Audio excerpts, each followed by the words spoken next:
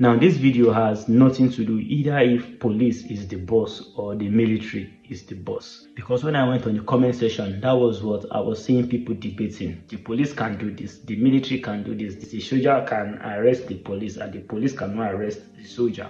That was what I saw in the comment section. As a law enforcer and as a criminology explorer, there are things that I know about rules of engagement, either from security agency to other security agency, from security agency to civilians, and outside the ethics of the job, there are things that I know about crime.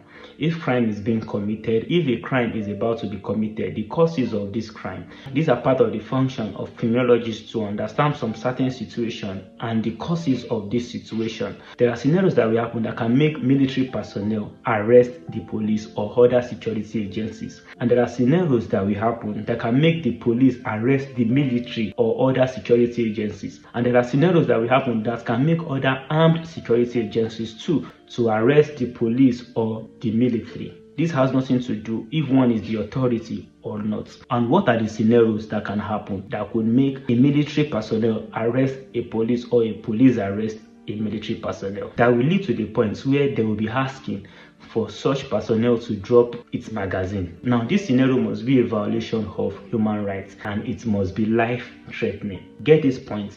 For a policeman should arrest a military man, or a military man should arrest a policeman at his course of duty, is when human rights has been violated, and this right has to be life-threatening. For instance, if you see a situation where a security agency is violating some rights of some individuals, maybe it's almost leading to a point where they are about to be killed, another agency that is armed can arrest such security agency if they happen to be at the scene. Any of these agencies can arrest themselves if it's life-threatening. But if the situation is a mere misconduct, nothing should altercate that will lead to the police asking for the magazine or the military asking for the magazine of the police just to carry out an arrest or to show that such agency is doing the wrong thing. If it's the police seeing the military doing some certain things that is wrong, the police could take an evidence of the situation by taking pictures or videos, take it to the right authority in the organization, and the necessary step will be taken. And if such happens to the police too, the military just needs to know where these police come from and evidence, maybe just to take a picture and to take a video to know where these police come from, and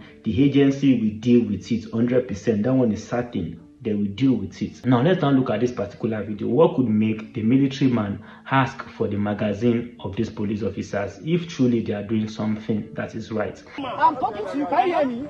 You're not the dog. Can you hear me? Let's go. Do what you want. Wait, can you hear me? Me, what I want to do. I'm not doing anything. What do we want? I'm not doing anything. It's not a big deal, though. We don't know what we are. We are not for violence. We are the police. We are the police. Okay, issue me a magazine. Let me drop the magazine. Oh, Papa. Hey, drop the magazine. Just drop the magazine. Go back. Drop the magazine. May hearing the statement from the police, you could know that something is wrong that they are trying to clarify. By them saying we are real policemen, they should hold on, they should calm down. Something might have gone wrong. You can see someone is leaning down at the front of that vehicle. Something might have gone wrong that we don't know yet. You never can tell. The man might shout for help that could have called the attention of this military personnel that made them come to that scene for its rescue.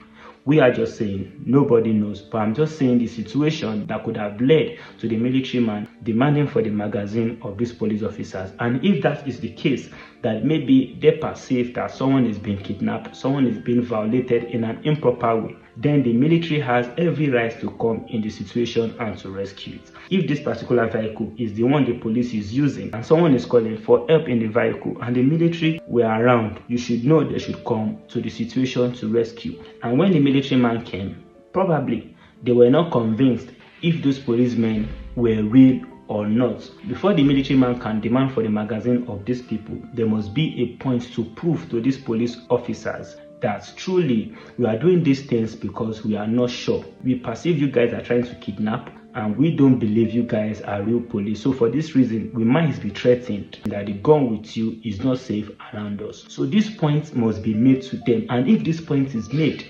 professionally, the policemen should drop their magazine. It's not a sign of weakness. It's not a sign that the military is showing authority.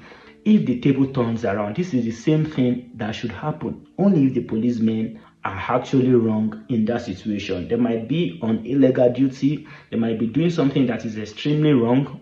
If that is the case, they might see a reason why they should not drop that magazine. But if it's a situation whether they're trying to confirm if they are real police or not, for them to let the situation be controlled and for further disaster not to have occurred, the policemen should drop the magazine. Like I said, if the table turns around, if the policemen observe such, which we have seen the police do several times, people putting on military uniform to do some certain things, if they perceive that you guys are not the real military personnel, they should be apprehended, arrest them, they can take their gun.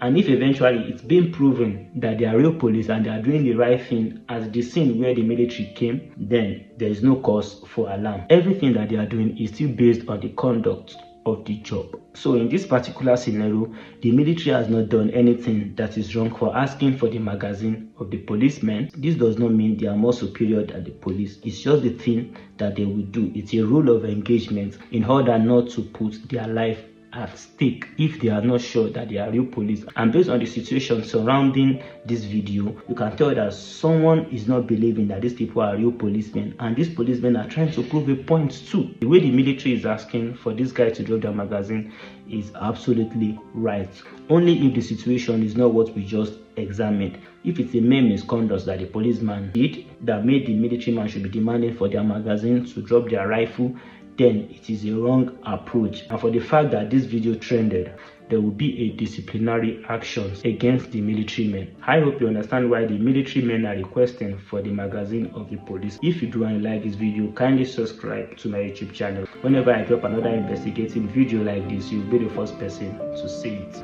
Thank you and keep shining.